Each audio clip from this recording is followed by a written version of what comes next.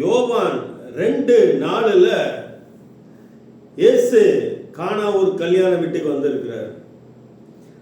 அங்க அந்த சூழ்நிலை என்னன்னா, அந்த கல்யாண வீட்டில் திராட்சை ரசம் குறைவுபட்டு போச்சு. ஒரு அசிங்கப்பட வேண்டிய சூழ்நிலை. இந்த சூழ்நிலையில இயேசுவிடம் வர்றாங்க.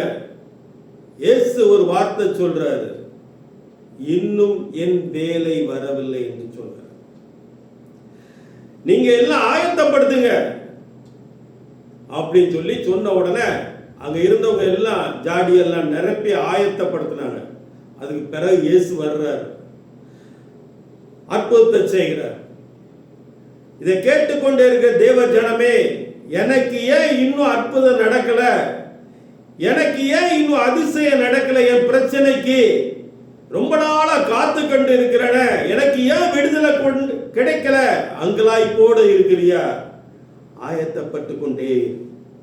இயேசு சொல்றாரு, என் வேலை கரெக்டா வரும், நான் கரெக்டா உள்ள டைமுக்கு வருவேன், நான் அற்புதம் செய்வேன், ஆனா கைவிட மாட்டேன், உன்னை வெட்கப்படுத்த விட மாட்டேன், நீ சோர்ந்து போக விட மாட்டேன், உன்னை திக்கட்டவனா கைவிட மாட்டேன், ஏத்த வேலை அந்த டைமிங்க்கு வருவேன், அற்புதம் செய்வேன் சொல்கிறார்.